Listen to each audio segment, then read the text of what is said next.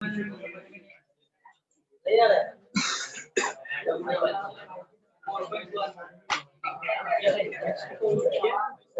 आप कौन सा 4.1? अरे कौन सा 4.1 था? अच्छा 4 क्या हुआ? ये तो किया था ना मेरे बोर्ड में।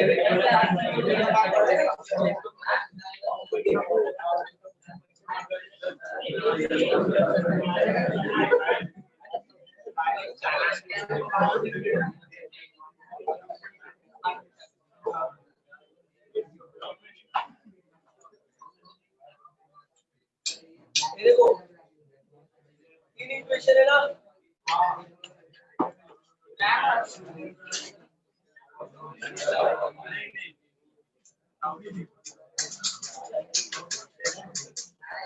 और लिखा है तीनों के तीनों कंसिस्टेंट है। अगर ये तीनों इक्वेशन कंसिस्टेंट है तो determinant must be equal to इधर x का कोएफिशिएंट लिखने का, इधर y का, ये पागल इधर समझा रहा हूँ, इधर समझ, x का कोएफिशिएंट फिर y का कोएफिशिएंट फिर कांस्टेंट का, तीनों का तीनों जो कांस्टेंट लेफ्ट में रहेगा ना हमेशा राइट में लेके जाना, समझा? और उसके बाद से तीनों को लिखना, उसके बाद अब डिटरमिनेंट को सॉल्व कर, तुझे k का आंसर आ जाएगा। देख पहले 2 लिया, आता है डिटरमिनेंट सॉल्व करने, 4 - 2k - 3 उसके बाद +2,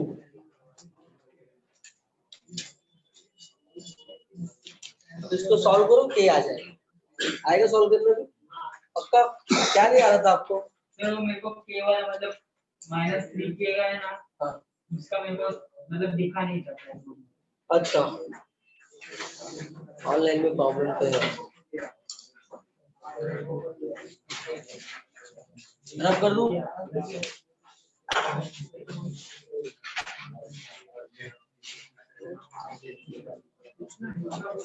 देखो भाई सर लास्ट वाला टेस्ट नॉन कोलिनियर तो अच्छा है ना, हाँ तुम्हारा प्रॉब्लम रहेगा, देखो क्वेश्चन मतलब कैलकुलेशन में प्रॉब्लम होगा। देखो क्वेश्चन में लिखा है कि बताओ कि वो कोलिनियर है कि नॉन कोलिनियर है, राइट? तो आप सॉल्व करो, अब कैलकुलेशन पे यार देखो इसका आ रहा है कोलिनियर, आपका नॉन कोलिनियर, कहीं ना कहीं कैलकुलेशन में चलो ठीक है। ए देखो डिटरमिनेंट में टोटल 3 एक्सरसाइज दिया हुआ है, जिसमें से हम लोगों ने एक्सरसाइज 1 और एक्सरसाइज 3 कंप्लीट कर लिया है, अपना एक्सरसाइज 2 बाकी है, राइट? और याद रखना ये 2 बहुत इंपॉर्टेंट है और थोड़ा टफ भी है, ठीक है? क्या है पूरा अच्छे से पहले सुनो, ठीक है? कोई कुछ लिखेगा नहीं, सब लोग बोर्ड से अच्छे से सुनेंगे। ऑनलाइन वाले मेरी आवाज आ रही है क्या सबको? Can you hear me? Please reply. Online student please reply. Okay that's great. आप सब लोग ध्यान से कान खोल के सुनने का जो मैं पढ़ा रहा हूँ। देखो जो सेकंड एक्सरसाइज है that is totally based on properties of determinant. क्या प्रॉपर्टीज ऑफ डिटरमिनेंट, ठीक है? अब कितने प्रॉपर्टीज है? आधा डजन। कितने प्रॉपर्टीज है? अरे क्या होता है ना, वो 6-5 के चक्कर में भूल जाते लोग, 6 था कि 5 था, अब डजन तो याद ही रहेगा, आधा डजन है कि नहीं? वही केले लेने तो सब लोग जाते हैं भाई, खाना तो है ही, है कि नहीं? तो याद रखो कितना है प्रॉपर्टीज। देखो तो यहाँ पे मैं लिखता हूँ प्रॉपर्टीज ऑफ डिटरमिनेंट।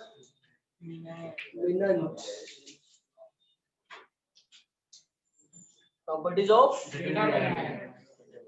अब देखो क्या प्रॉपर्टीज होता है। नंबर 1 if we interchange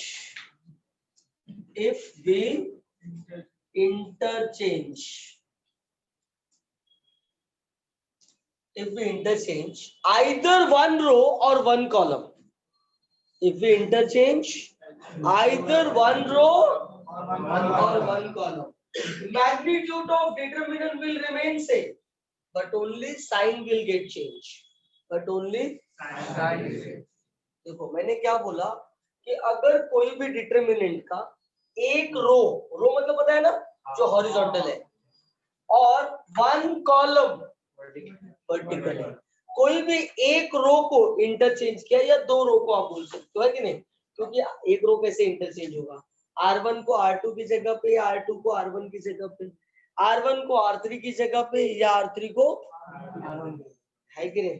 जब भी हम ऐसा इंटरचेंज करते हैं, है ना, तो क्या होगा? मैग्नीट्यूड सेम रहेगा, बट क्या चेंज हो जाएगा? साइन। क्या चेंज हो जाएगा? साइन। प्लस की जगह पे माइनस की जगह पे प्लस। तो देखो इधर प्लस है ना, अगर मैंने एक पेड़ कोई भी चेंज किया, R1 R3, देखो मैंने दोनों साइड एरो दिखाया ना, मतलब R1 R3 की जगह और R3 R1 की जगह। जब भी हम ऐसा करते हैं, X Y Z इधर पहुंच गया, A B C इधर पहुंच गया, बीच वाला C, करेक्ट है? तो प्लस का क्या हो जाएगा? माइनस। ये कौन सा है? First property. Second property says that whenever either two row or two columns are same, whenever two row or two columns are same, then their determinant must be zero. Their determinant must be zero. मतलब कि अगर कोई भी दो रो या दो column, दोनों में से कोई भी अगर सेम हो जाता है,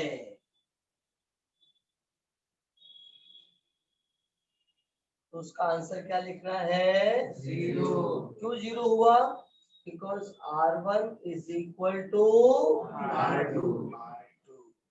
समझा सबको? पक्का? तो ये दो प्रॉपर्टी हो गया। Property number 3, property number 3 says that whenever we interchange all row into column, whenever we interchange all row into column or column into row, magnitude will never change. Magnitude will never change. That will always remain same. मतलब जब भी हम कोई भी determinant का अगर सारे रो को कॉलम में चेंज कर दिया या सारे कॉलम को रो में चेंज कर दिया, तो भी उसके मैग्नीट्यूड पे कुछ फर्क नहीं पड़ेगा। फर्क कब पड़ता है? जब कोई एक पेयर खाली चेंज होता है ना?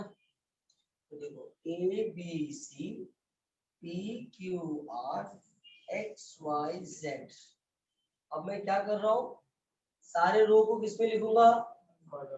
A B C P Q R X Y Z। इस केस में दोनों का मैग्नीट्यूड क्या रहेगा? सेम रहेगा।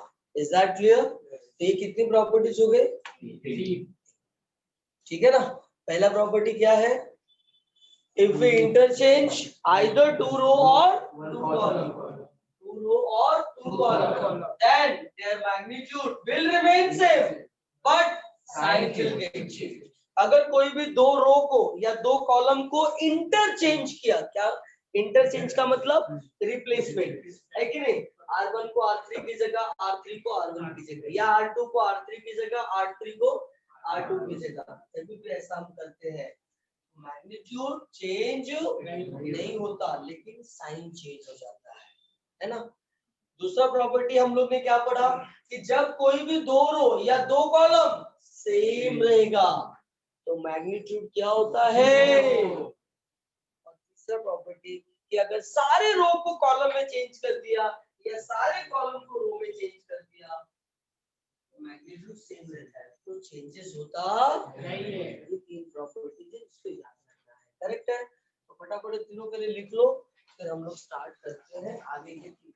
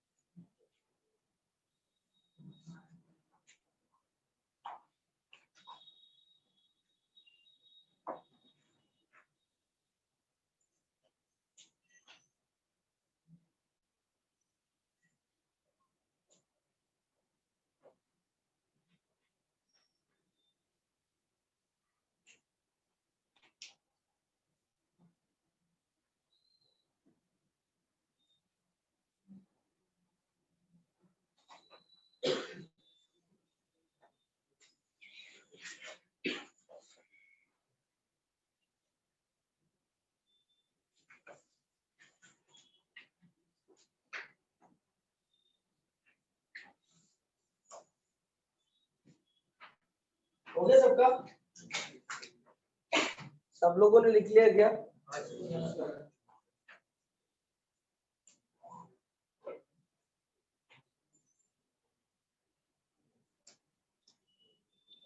सब लोगों ने लिख लिया? चलो next, property number 4. What property number 4 says that? Property number 4 says that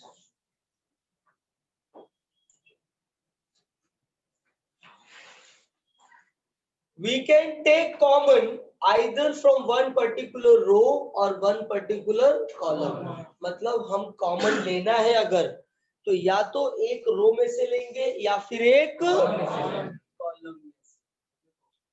property number 4, ए के, बी के, सी के, P Q R, x 2x 2y 2z. ठीक है ना? तो देखो मैं R1 में से क्या कॉमन लूंगा? A.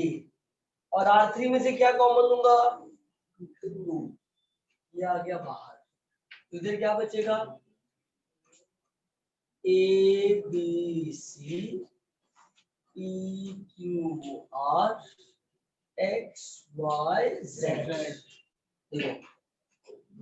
देखो एक ये को अच्छा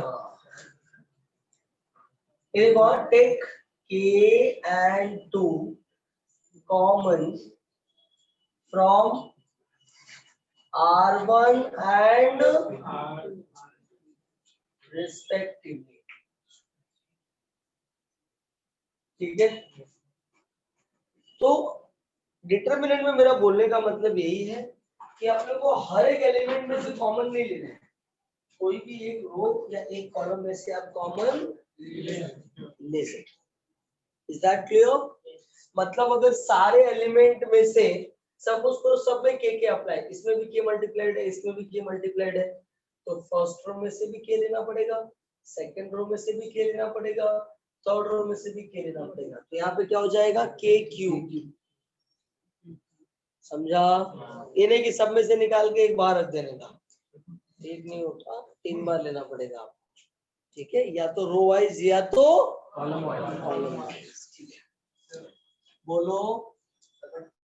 मान लो कि जो कॉमन पेरेंट्स निकाल के दिया जाएगा उसमें हमें अरे क्या बात नहीं, बराबर है। अगर पहले से कॉमन दिया है तो आप अपनी फैसिलिटी के हिसाब से उसको कोई भी पर्टिकुलर रो में या कोई भी पर्टिकुलर कॉलम में आप मल्टीप्लाई कर सकते। ठीक है, देखो property number 5, property number 5 says that we can add 2 row और we can subtract 2 row। समझ में आया? या फिर we can also add multiple of row और we can also subtract multiple of row। Same for the column, same for the column। इसका meaning क्या है? सिंपली अगर बोलो तो मैं बोल सकता हूँ कि we can apply row column operation, we can apply row column operation। क्या होता है row column operation? A B C P Q R X Y Z, ये क्या है मेरा? मेरा मतलब हम सबका है कि नहीं? R1 R2 एंड सपोज करो मैंने किया R1 प्लस R2, क्या क्या लिखा है? क्या लिखा है मैंने? R1 plus R2। मैं किसको किसमें ऐड कर रहा हूँ? R1 में R2 को ऐड कर रहा हूँ। तो जो पहले रहता है ना, चेंज हमेशा उसमें आता है।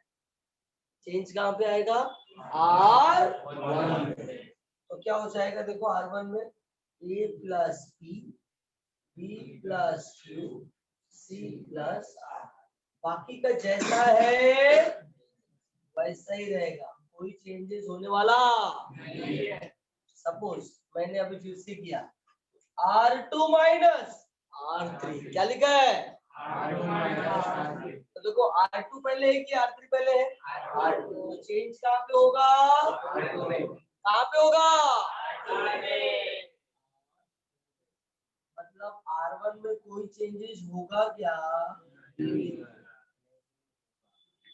देखो क्या आएगा? P minus X Q minus Y R3 जैसा है। Is that clear? पक्का? ठीक है, तो अभी तक कितनी प्रॉपर्टी हो गई? 5 है ना? तो पहले इसको लिख लो, फिर मैं लास्ट वाला बताता हूं।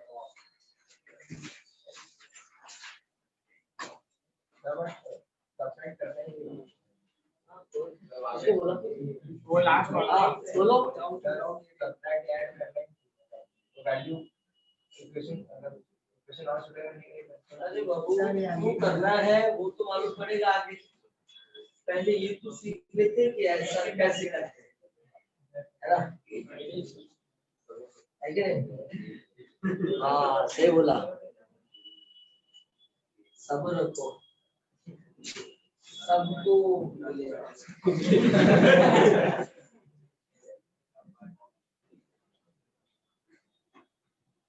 देखो सबसे ज्यादा खुश यही हो रहा है आगे।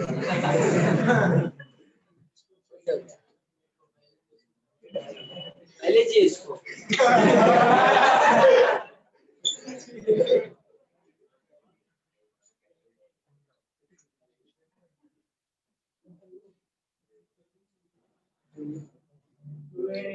तो भाई ये सब आजू बाजू वाले क्या करोना पेशेंट को दिखते हैं नहीं, तो फिर थोड़ा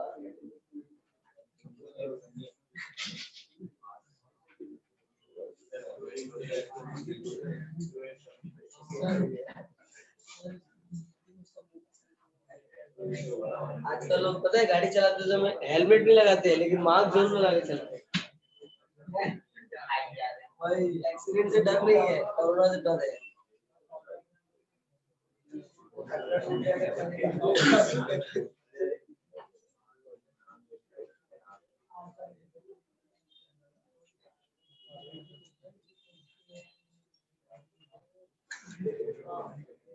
मास्क तो सब पुलिस के डर से लगाते हैं, बीएमसी वाले पकड़ना है ना, मजबूरी है ना।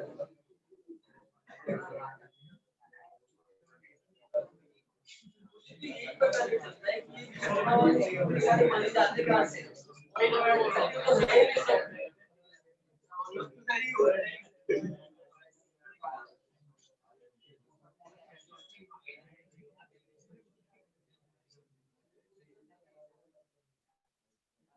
चलो भाई जल्दी फटाफट।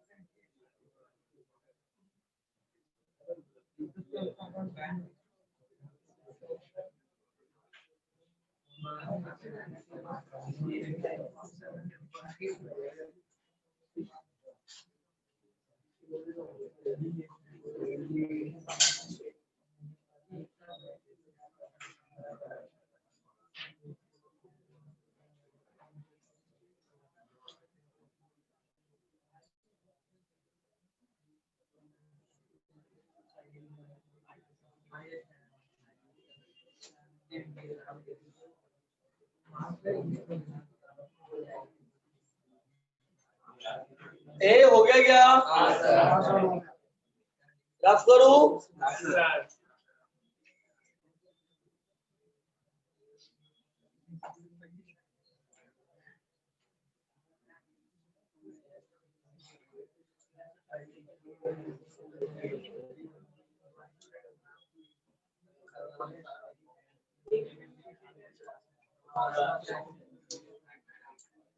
ए सुनो, property number 6 says that we can add two or more determinant together. हम लोग एक साथ में दो या दो से ज्यादा डिटरमिनेंट भी क्या कर सकते हैं? ऐड कर सकते हैं या सब्ट्रैक्ट कर सकते हैं, बट कंडीशन अप्लाई। कंडीशन क्या होता है कि जब भी हम लोग दो डिटरमिनेंट को ऐड करने जाते हैं ना, तो एक रो या एक कॉलम ही ऐड होगा, और वो भी कब होगा? जब बाकी का दोनों सेम होगा। एक ही रो या एक ही कॉलम को ऐड करना, लेकिन कब करेंगे? जब बाकी का दोनों सेम होगा। Is that clear? जैसे फॉर एग्जांपल देखो, मान लो ये फर्स्ट डिटरमिनेंट, ये सेकंड डिटरमिनेंट, और इन दोनों को ऐड करके मुझे तीसरा डिटरमिनेंट बनाना है। ठीक है, देखो ऐड कब कर सकते हैं हम लोग? A B C P Q R X Y Z, A B C L M N X Y Z. देखो R1 और R3 सेम है ना, मतलब हम इसको ऐड कर सकते हैं। तो A B C X Y Z, और इधर आ जाएगा P plus L Q plus M R plus N. समझ गए सबको? और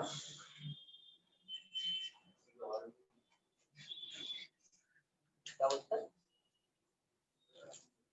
कोई तो कुछ बोला क्या रे? खुद ही बोलो कि खुद ही हंसता है। देखो इधर, क्या बोला? ठीक है, सब लोग इधर देखो।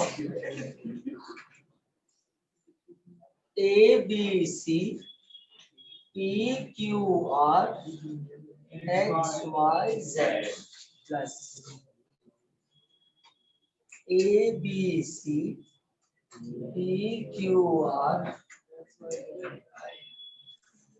2 5 7। ठीक है, तो आप देखो ये दोनों कॉलम सेम है ना, पहला तो थर्ड वाला कॉलम ऐड हो जाएगा। तो कितना आएगा? A B C P Q R X plus 2 Y plus 5 Z plus. ऐसा ही सेम के सब्ट्रैक्शन का होगा, अगर यहाँ माइनस रहा तो प्लस की जगह पे माइनस रहा। किसी को डाउट है इसमें? समझ गया? ऑल 6 सारे आधा डजन समझ गए? चलो एक एक करके मैं एक्सप्लेन करता हूँ, सब लोग फिर से एक बार सुन लो लास्ट टाइम।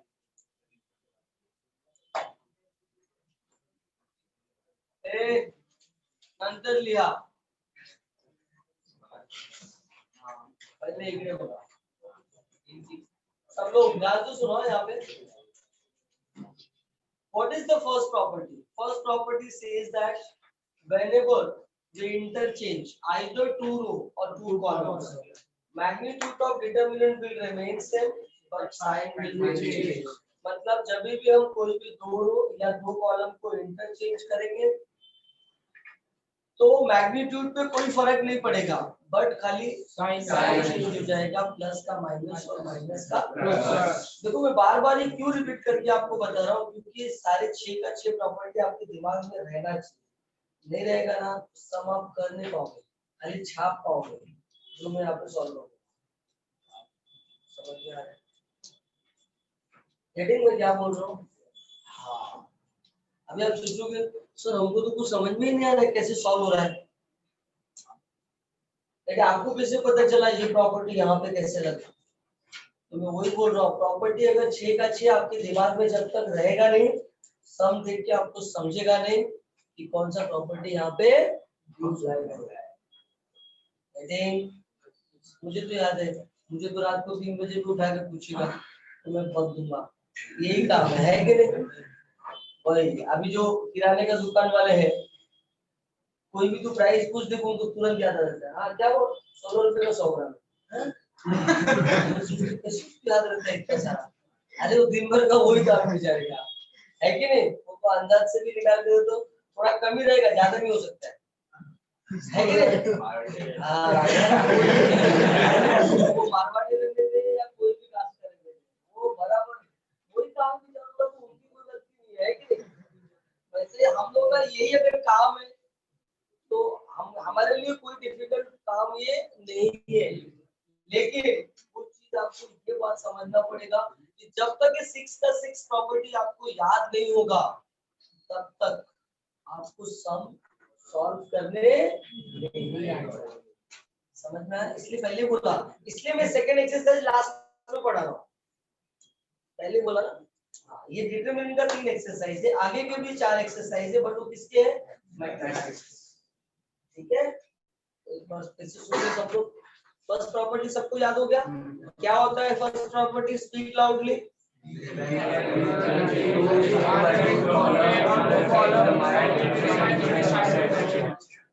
है,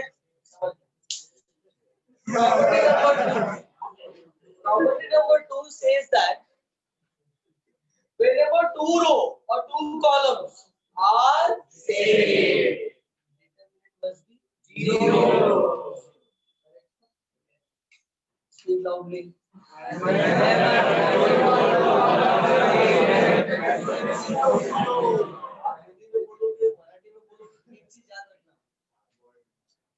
मैथ्स में लैंग्वेज बैरियर नहीं होता है ना, तो मैथ्स में आपको समझना इंपॉर्टेंट है बस। आप कोई भी लैंग्वेज में समझो चलेगा, कोई प्रॉब्लम नहीं है कि नहीं?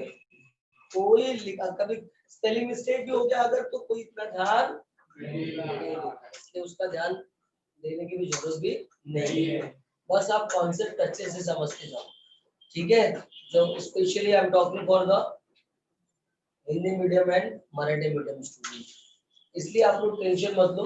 अभी ये सब कैलकुलस वाला पार्ट है तो इसमें बहुत ज्यादा टेंशन लेने की जरूरत नहीं है।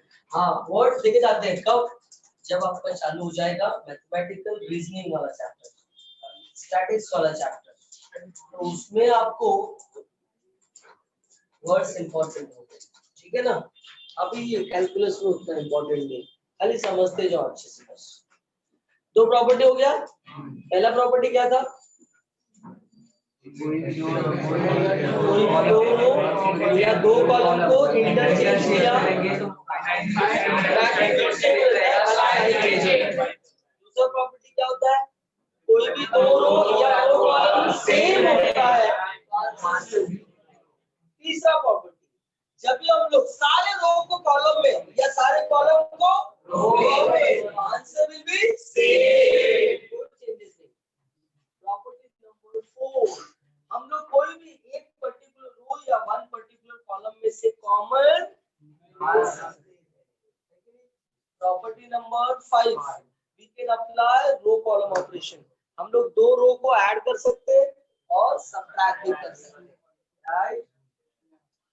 Property number 6, property number 6 is that कि हम लोग दो डिटरमिनेंट या दो से ज्यादा डिटरमिनेंट भी एक साथ में ऐड कर सकते हैं।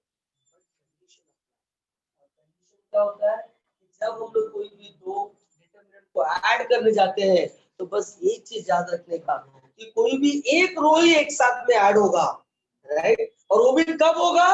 जब बाकी का दोनों सेम होगा। करेक्ट है। ये अच्छी प्रॉपर्टी है। आई होप कि सबको अच्छे से समझ में आ गया होगा। अब अपने को टॉपिक स्टार्ट करना। अच्छा लिखा नहीं? जल्दी लिखो थोड़ा फास्ट। और जिसका लिख के हो गया है वो 4.2 ओपन कर ले।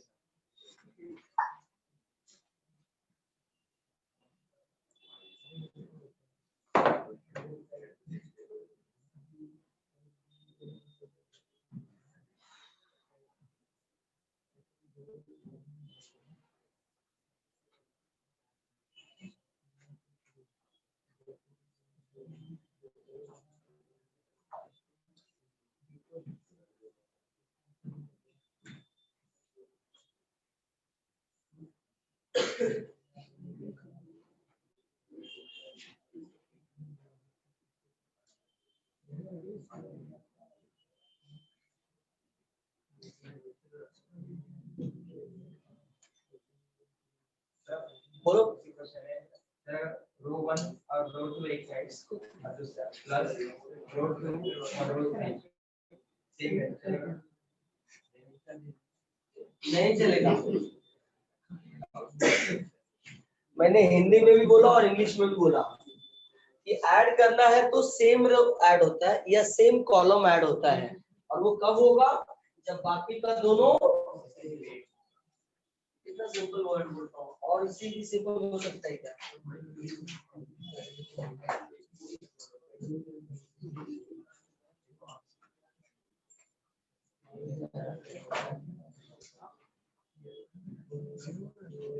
इतना आराम से बोलो। एक हमारे सर थे ना, मुझे पढ़ाते थे। वो सावंत सर बोलते थे उनको। He was double PhD, 2 time PhD थे वो। हाँ, और ऐसा बोलते थे ना कि फर्स्ट बेंच वालों को भी समझ में नहीं आता था कि सर ने क्या बोला है। तो स्पेशली एक मेरा फ्रेंड था। हाँ, हम लोग 2 जन, मैं और 2 और मेरा फ्रेंड। तो एक अमित गावड़े और एक मिश्रा करके बैठा था। हम तीनों एक साथ में बैठते थे। तो मिश्रा है ना, जैसे सर आएंगे ना इंटरव्यू में तो बोलते थे, देख अभी सर डाउट पूछने वाले अपना। तो जैसे वो कुछ बोलते तो समझ में तो आता नहीं था क्या बोले सर ने। तो वो बोलता था, धीरे से बोलता था एकदम, समझे सर ने डाउट पूछा अपना, चलो बताओ बताओ सर का डाउट बताओ। तो हम लोग को फिर हंसी आ जाती थी। और जैसे मैं हंसता था, गेट अप, आओ गेट अप, भाई अरे यार मैं क्या बोलूं? बोला सर जोक मारते रहता है बीच बीच में, क्या करूं मैं? नहीं नहीं no no no, get lost from the class. ठीक है भाई चलो हंसाता होता और मरते थे हम लोग। तो वही बोल रहा हूँ कि आप लोग इतना स्लो और इतना आराम से, हम लोग भी कभी सोचते थे सर का डबल PhD ट्रिपल PhD करके क्या मतलब है यार। वो नॉलेज किसका मतलब जो एक्सप्रेस ही नहीं हो सकता है कि नहीं, वो नॉलेज का क्या फायदा जो एक्सप्रेस नहीं कर सकते हम लोग। होता है ना कभी कभी आप लोग छोटे भाई बहन आते रहेंगे कुछ पूछने के लिए, बताओ ना, तो नहीं आता तो ए चल भाग यहाँ से हमारा डाउट लेके आता है, ये सब डाउट तुमको ये नहीं आता है चल, करते हुए तुम लोग ऐसा। बट नालायको, आप लोग पढ़ते हो तो भाई लोगों को थोड़ा हेल्प करना, भगाने का नहीं लोगों को।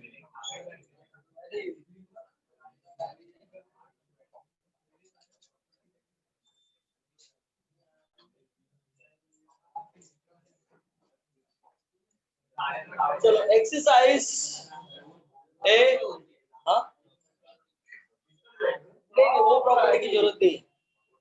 ये देखो एक्सरसाइज 4.2, एक्सरसाइज 4.2 का फर्स्ट क्वेश्चन पढ़ो क्या लिखा है। Without expanding evaluate the determinant. देखो ध्यान से, ये वर्ड बोला है विदाउट एक्सपांडिंग, वैल्यू इसका निकालना है कि नहीं। अब विदाउट एक्सपांडिंग जीरो जा सकता है, आप लोगों ने देखा रहेगा कि जीरो एक ही प्रॉपर्टी में था ना, प्रॉपर्टी नंबर कौन सा था 2, इसमें 2 रो और 2 कॉलम इक्वल होता है तो आंसर 0 आता है। इसका मतलब है सबका वैल्यू तो निकाल रहा है और सबका वैल्यू कितना आने वाला है, बोला है क्लियरली मेंशन किया है विदाउट एक्सपांडिंग।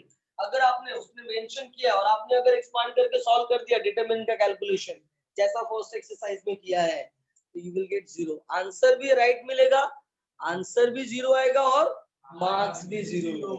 समझ में आया क्या? इसलिए जैसा बोला है वैसा ही करना है ना, अपना भेजा यूज करना है। चलो एक्सरसाइज 4.2 का क्वेश्चन नंबर फर्स्ट का फर्स्ट ए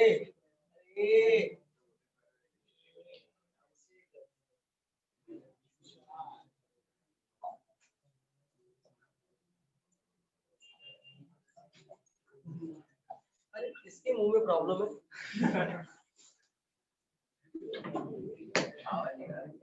ज्यादा मुंह मत खोलो, ऐसा आवाज मत निकालो, फालतू में कुछ बोल दूंगा तो गड़बड़ हो जाएगा। देखो इधर, हाँ वही शांति से बैठने का, हाँ वही तुम लोगों से मस्ती कर रहे हो, याद रखो आगे बोलना मत सारा ऐसा आपने क्यों बोला। देखो इधर सब लोग दिख रहा है ना,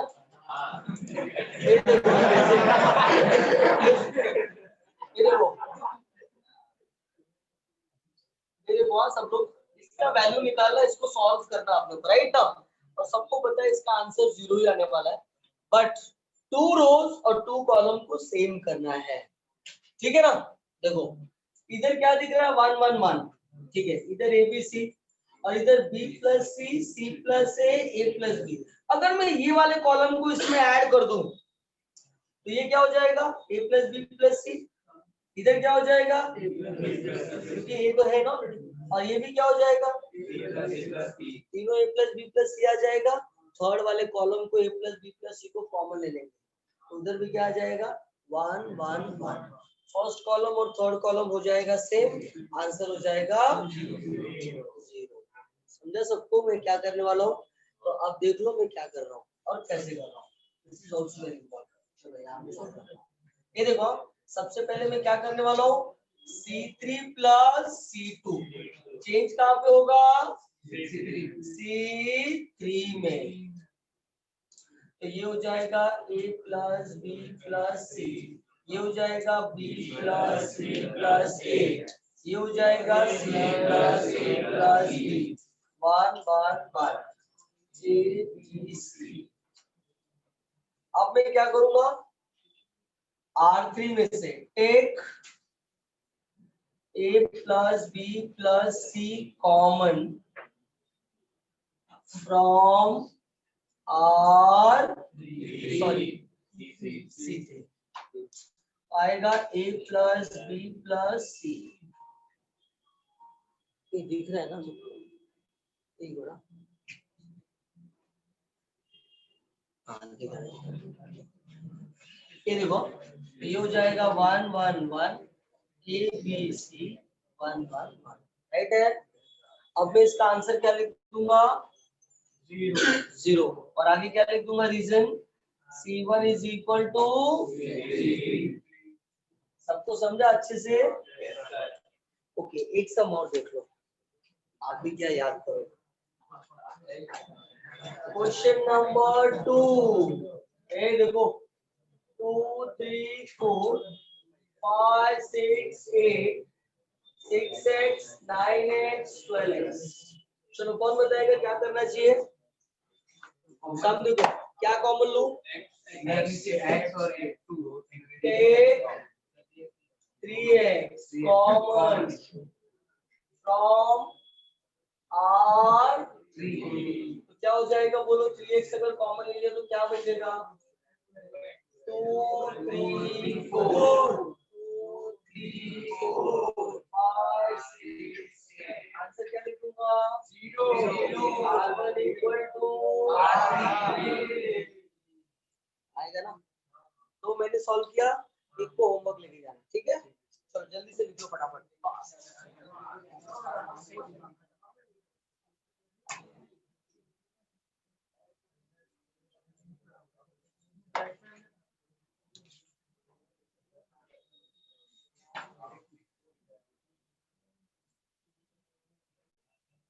क्या हो गया सब ठीक है ना।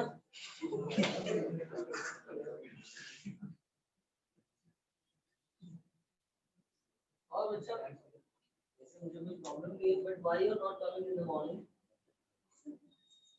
अच्छा क्लासेस क्या क्लासेस अच्छा कंप्यूटर क्लास मुझे लगा एक और क्लासेस ज्वाइन किया तो उधर शाम को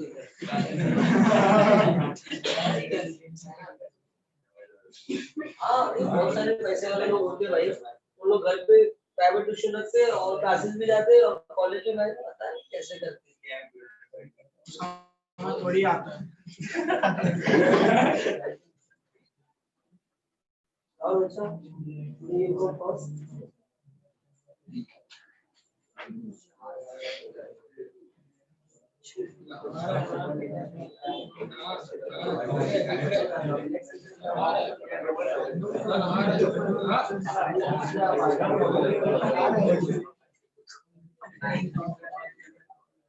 क्या हो गया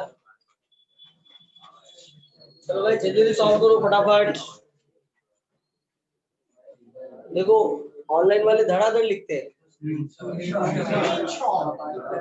अपने जैसे सबको नहीं सब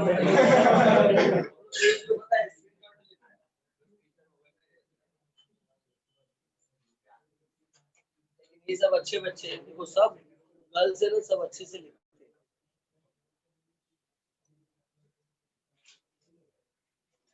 और बॉयज सब ना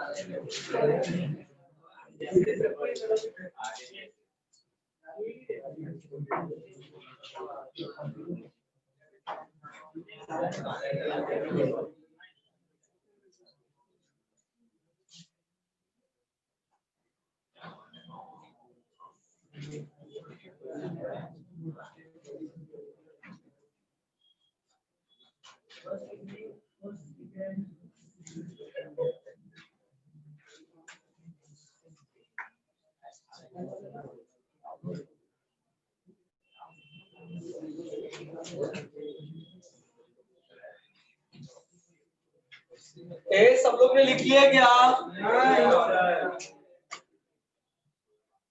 ये एक ही बार लिखना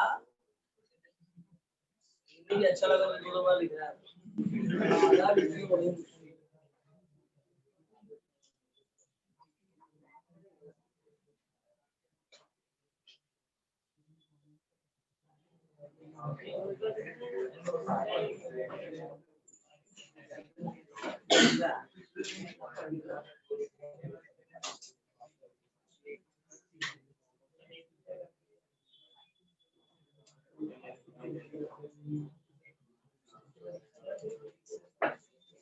हो गया ये सबका ऑल ऑफ यू रिटर्न पक्का थोड़ा ना हाँ थोड़ा सा छोड़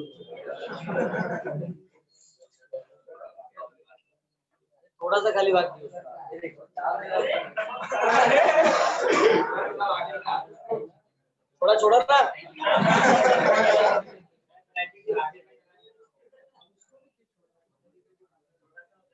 हो गया था ना आपका, हो गया था ना बच्चा। ये देखो क्वेश्चन नंबर 2, सब मुझसे सॉल्व करवा। ये बोला ये होती में कंसीडर LHS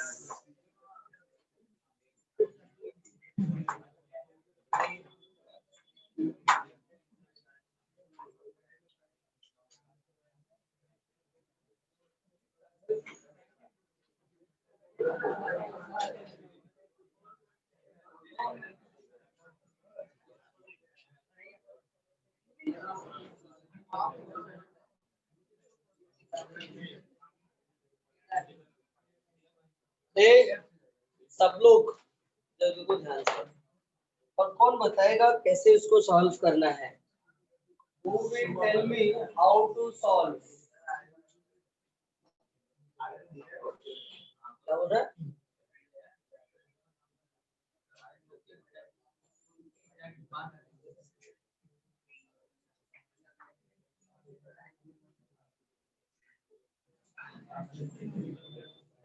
हाँ बोलो। What we have to do now? First step क्या करना बोलो। नहीं बोलेगा मत बोलो।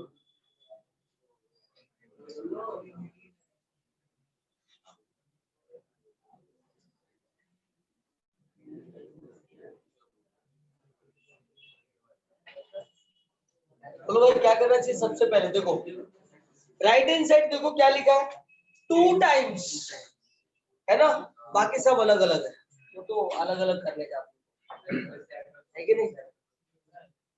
सबसे पहले तो 2 दिखना चाहिए अपने को, 2 आएगा कैसे? तो देखो इधर भी x है, इधर भी x है, इधर y है, इधर भी y है, और इधर z है, इधर भी z है। इसका मतलब क्या हो गया, ये R1 है, ये R2 है, ये R3 है।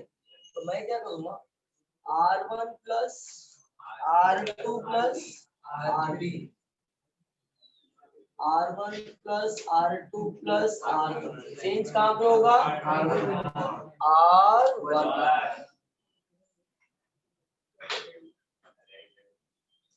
देखो तो जब R1 plus R2 plus R3 किया तो 2 टाइम्स x, 2 टाइम्स y और 2 टाइम्स z। मैंने 2 क्या कर लिया कॉमन। सेम यहाँ पे भी देखो 2x 2y 2z, सेम यहाँ पे भी आएगा राइट।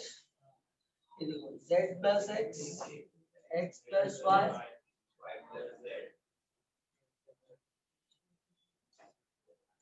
ठीक है। अब क्या करना है, फर्स्ट रो में से, अच्छा ये कौन सा प्रॉपर्टी मैंने अप्लाई किया? Property number 5। अब प्रॉपर्टी नंबर 4 अप्लाई करने जा रहा हूं। ये देखो ये 2 है ना, सबसे पहले बाहर कॉमन ले रहा हूं, 2 कॉमन ले लिया। कौन सी प्रॉपर्टी था? Property number 4।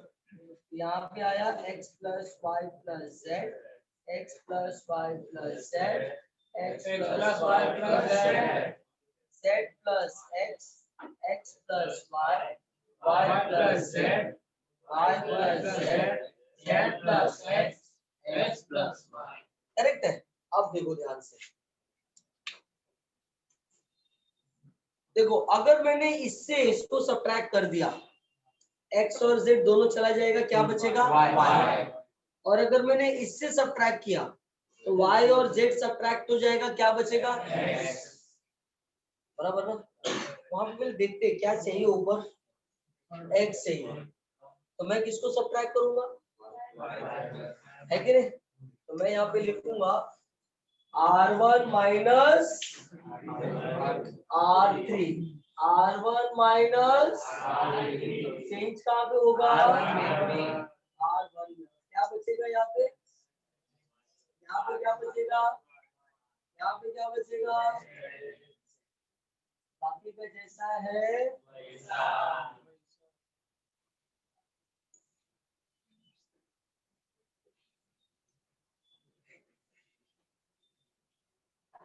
ओके। अब देखो क्या करना है मुझे, इसमें से अगर x सब्ट्रैक्ट कर दिया तो z बचेगा ना, तो R2 माइनस चेंज कहाँ पे होगा, R2 में, इसे क्या बचेगा, ये सब पहले लिख देते हैं क्योंकि इसमें से कोई चेंज होगा, ये देखो इसमें से x एक चला गया तो z बचा x y। अब देखो ये z अगर इसमें से माइनस कर दिया तो तो क्या लिखूंगा, R3 minus R2 x कहाँ पे होगा, R3 पे। देखो एक ही में चेंज होता है, बाकी जैसा है तो x y z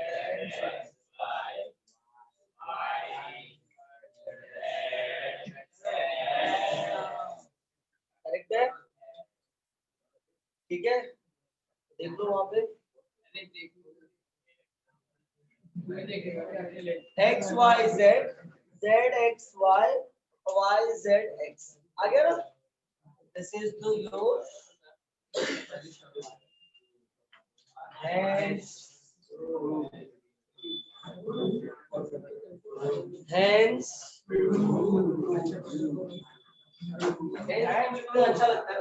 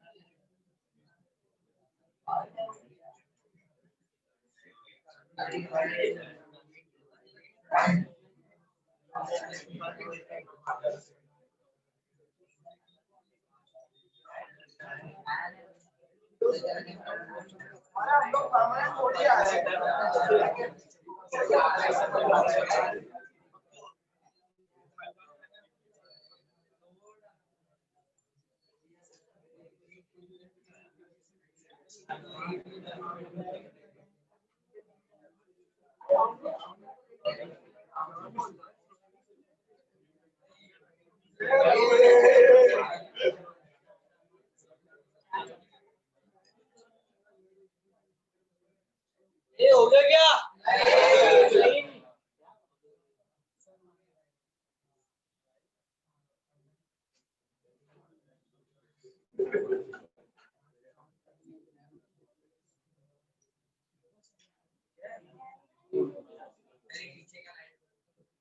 कौन सा? अरे वो क्या फिर अंधेरे में कैसे दिखेगा? पूरे मांगो।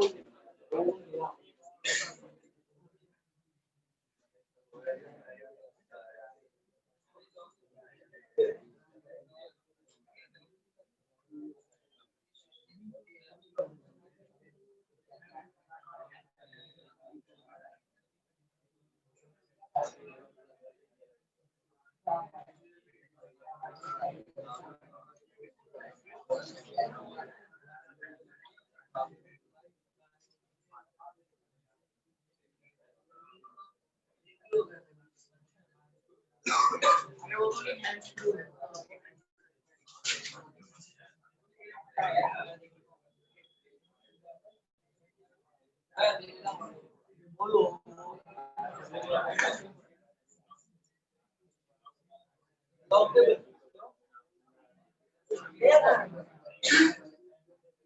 ठीक है, पढ़ा देता हूँ। आज नहीं, अभी नेक्स्ट लेक्चर में। नेक्स्ट लेक्चर में जब आप लोग शाम को मिलेंगे ना तभी पढ़ाऊंगा, क्योंकि ऑनलाइन फिर आपको मजा नहीं आएगा।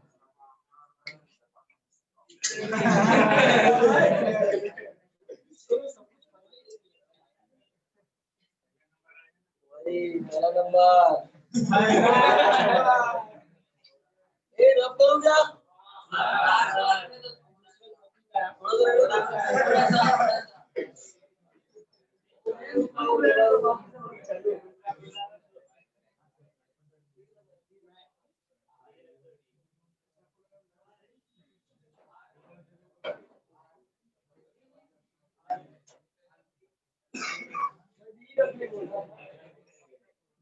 हो गया ना?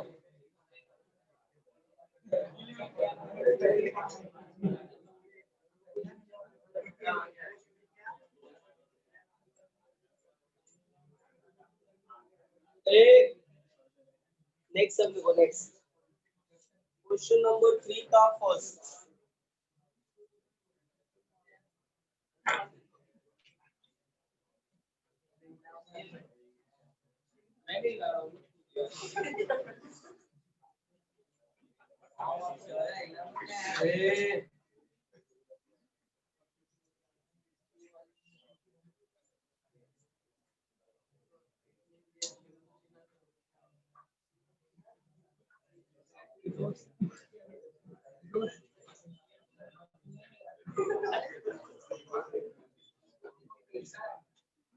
देखो इसमें राइट हैंड साइड में 4ABC, मतलब वहां पे डिटरमिनेंट नहीं दिखना चाहिए, मतलब लास्ट में अपने को डिटरमिनेंट को सॉल्व भी करना पड़ेगा।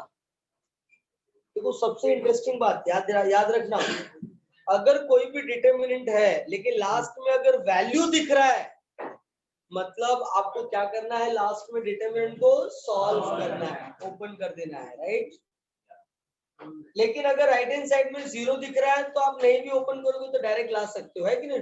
whenever 2 row or 2 columns are equal, determinant is 0। इसलिए देखो इस क्वेश्चन में ऐसा लिखा नहीं है कि विदाउट एक्सपांडिंग, वहां पे खाली लिखा है using property of determinant show that, है कि नहीं? मतलब आपको प्रॉपर्टी कुछ अप्लाई करना है, पहले जितना प्रॉपर्टी से सॉल्व होता है सॉल्व करो, नहीं होता है लास्ट में क्या करना, determinant open and you will get the answer. ठीक है, देखो राइट हैंड साइड में क्या चाहिए अपने को, 4 टाइम्स एबीसी। सबसे पहले मुझे क्या करना चाहिए बोलो, R1 plus R2 plus R3 क्या हो जाएगा, R1। तो 2 times A plus B, 2 times A plus C, 2 times B plus C, बराबर है ना? फिर A B, A plus C, C plus, एक 2 कॉमन,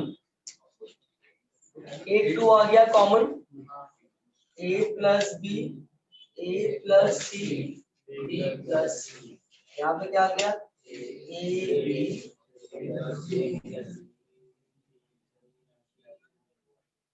अब लिखो R1 माइनस R2, क्या करना है, R1 माइनस R2 चेंज कहाँ पे हो जाएगा, R1 में तो क्या आएगा, B A B, ये देखो ये दोनों कैंसिल हो गए, क्या हो जाएगा, इधर क्या हो जाएगा, B।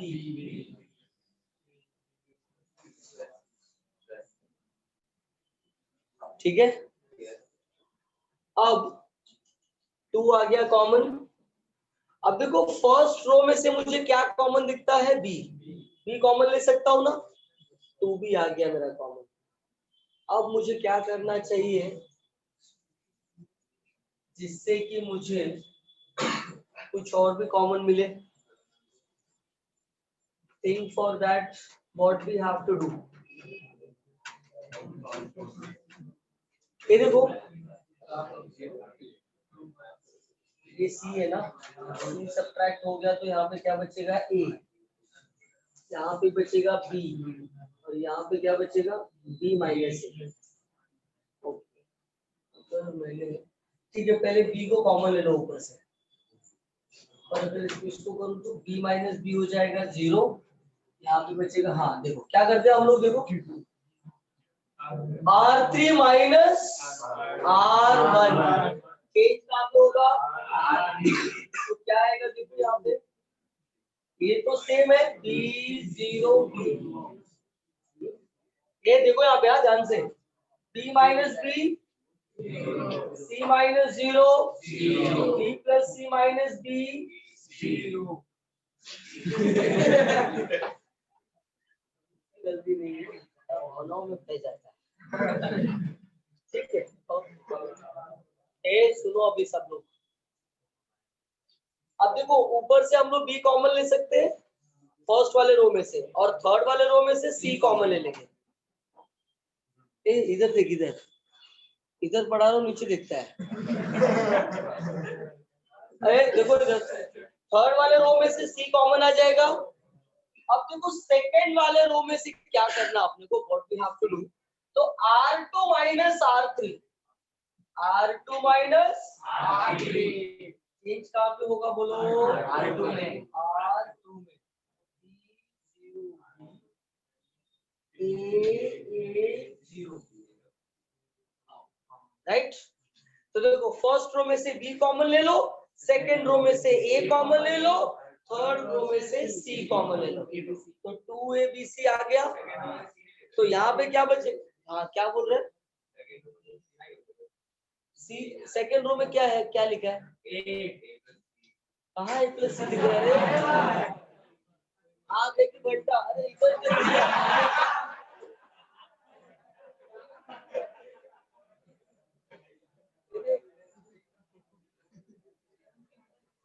सेकेंड रो में ए 0 दिख रहा है तो सी कैसे लेगा, जबरदस्ती है, कुछ भी ले लेगा। ए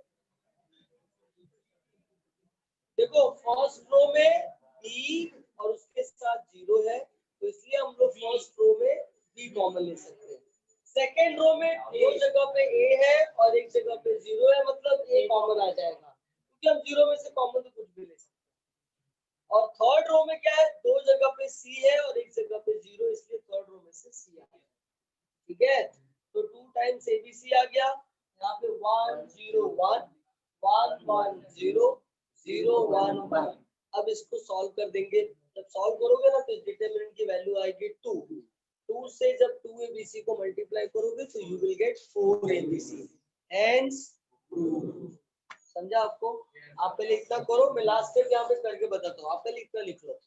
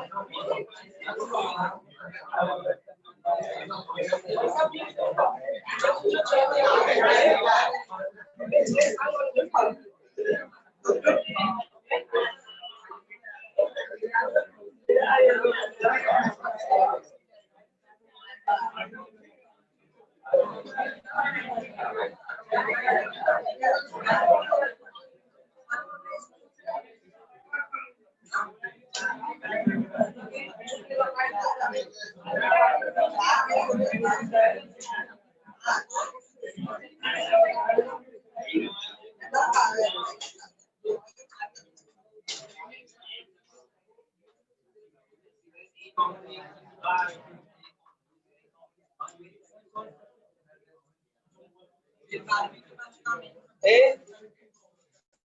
हो गया सबका? ओके, इसके बाद वाला क्वेश्चन देखो।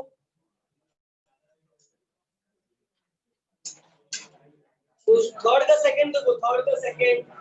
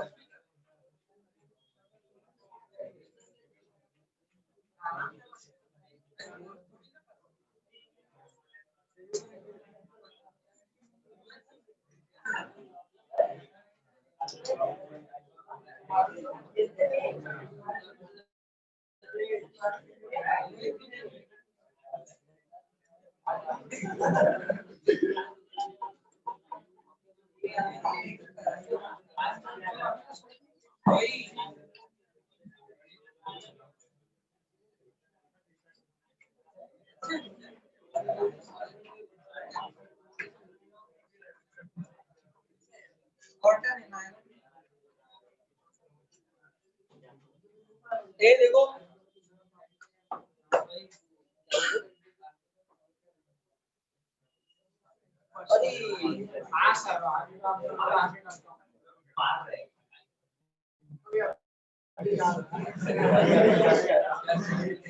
ठीक है हो रहा है क्या था ना ये देखो यहाँ पे सब लोग ए प्लीज यहाँ पे देख लो कितना था 2 टाइम्स जीरो जीरो जीरो तो देखो फर्स्ट रो में से बी सेकंड रो में से ए थर्ड रो में से सी तो एबीसी आ गया यहाँ पे आ गया 1 0 1 1 1 0 0 1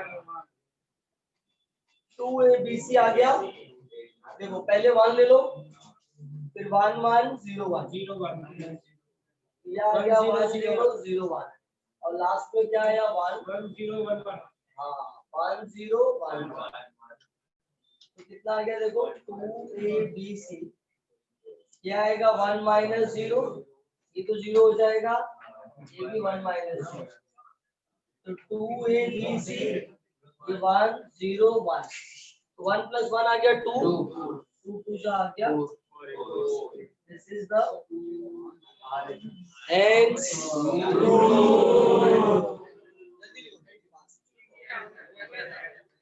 जिसका नहीं हुआ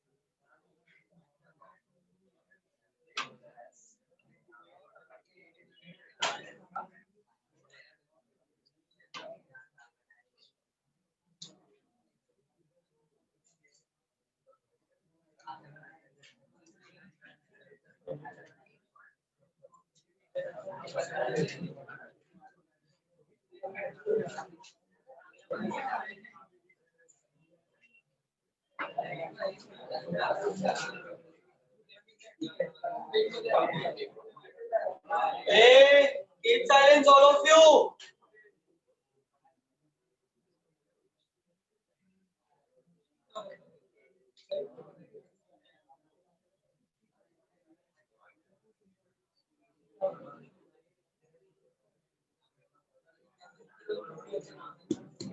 All of you keep silence. Hey, बच्चा हो गया सबका? Okay. आप सब लोग यहाँ पे देखो रफ कर दो उसको नहीं हुआ है नहीं हुआ लिखो लिखो लिखो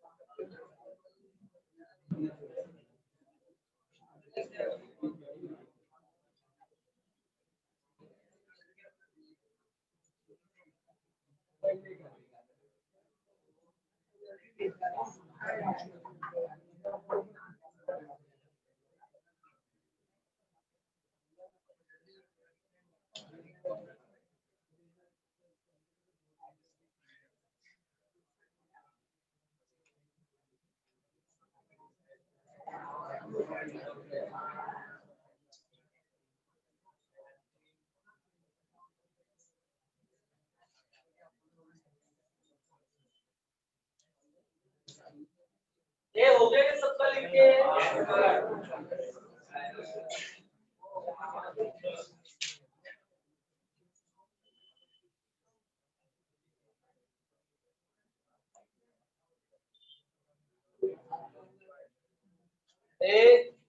बातें कोई भी नहीं करेगा, सब लोग यहाँ पे ध्यान देंगे। देखो लॉग का ये प्रॉपर्टी होता है log a to the base b, b को बेस बोलते हैं और ये log का वैल्यू होता है, तो log a to the base b ऐसा पढ़ते हैं हम लोग, और इसको हम ऐसा लिख सकते हैं log a upon log b, और इस प्रॉपर्टी को हम बोलते हैं बेस चेंज प्रॉपर्टी। क्या बोलते हैं इसको? Base change property.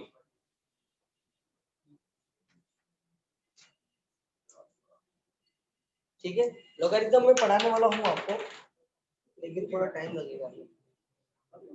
ठीक है, हाँ, और लॉग कैलकुलेशन करने के लिए आई थिंक फिजिक्स और केमिस्ट्री का लॉग कैलकुलेशन करने के लिए एक स्टूडेंट ने बोला है कि सर नेक्स्ट लेक्चर में आप पढ़ा दीजिए थोड़ा, तो नेक्स्ट लेक्चर में जब भी सब लोग शाम मतलब इवनिंग में आएंगे ना, तभी आप लोग लॉग टेबल लेके आओगे खरीद के। क्या लेके आओगे? हाँ, स्टेशनरी की दुकान पे मिलता है 10 रुपए का। कितने का मिलता है? अरे भैया ठीक है, 20 रुपए लेके जाना, मिल जाएगा। ठीक है, तो लॉग टेबल लेके आना है सबको नेक्स्ट लेक्चर में। ठीक है, तो मैं आप लोग को बताऊंगा how to use log table और कैसे आपको फिजिक्स और केमिस्ट्री का लॉग टेबल से कैलकुलेशन करना है, सब कुछ सिखाऊंगा उसके बाद। ठीक है, चलो सब लोग अब यहाँ पे देखेंगे। All of you please, log a to the base b can be written as log a upon log b। तो देखो यहाँ पे log y log x है, तो log y upon log x, इसको लिख सकते हैं log z upon, इसको लिख सकते हैं log x upon, ये आ जाएगा log z upon y, ये हो जाएगा log x अपॉन, ये हो जाएगा log y अपॉन। आप सुनो सब लोग ध्यान से, देखो इन दोनों का बेस log x है, तो यहाँ पे 1 है ना, और 1 क्या होता है, दोनों सेम नंबर आता है तो 1 आता है ना, तो मैं इधर लिख सकता हूँ log x कट करेंगे तो 1 ही आएगा, लेकिन log x अपन log x ही क्यों लिखा है, ताकि ये तीनों सेम हो जाए और मैं log x को कॉमन ले लूं। समझा? सेम हियर, यहाँ पे देखो log y है,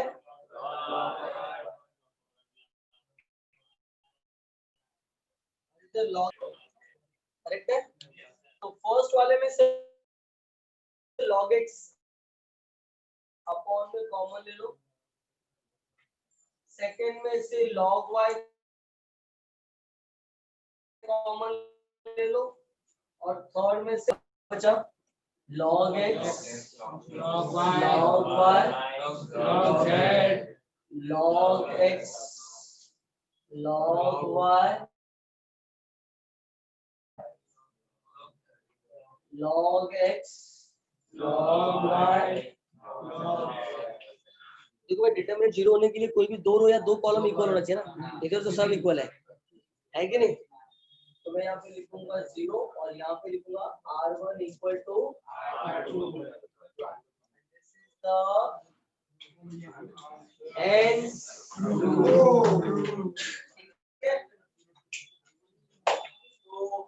आगे का हम लोग नेक्स्ट लेक्चर में देखेंगे।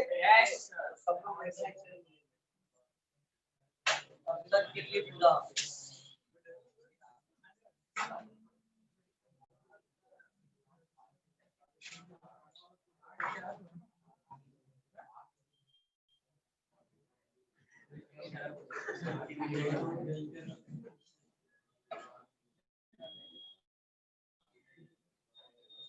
भाई आप लोग बात तो सब यार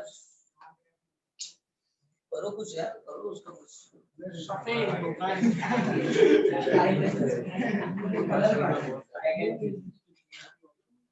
इतना जल्दी सफेद हो गया।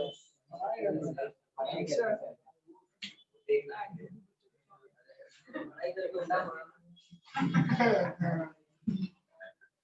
हंसता रही।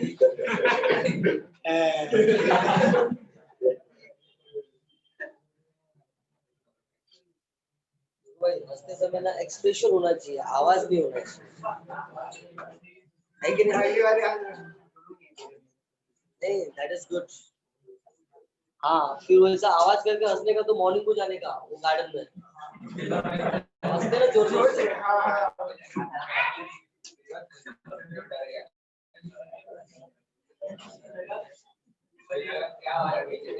बाकी कहीं पे भी आप जब भी हंसो ना तो ये सोचो, आप कभी भी ध्यान रखो हंसते समय एक्सप्रेशन होना चाहिए, आवाज नहीं आनी चाहिए। उस हंसी को फील करो बस। मजा नहीं आता।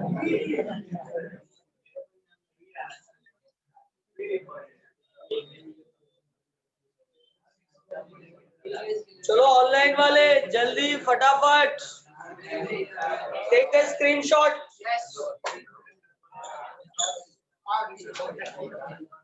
ओके, बाकी का हम लोग नेक्स्ट लेक्चर में मिलते हैं, तब तक के लिए बाय बाय।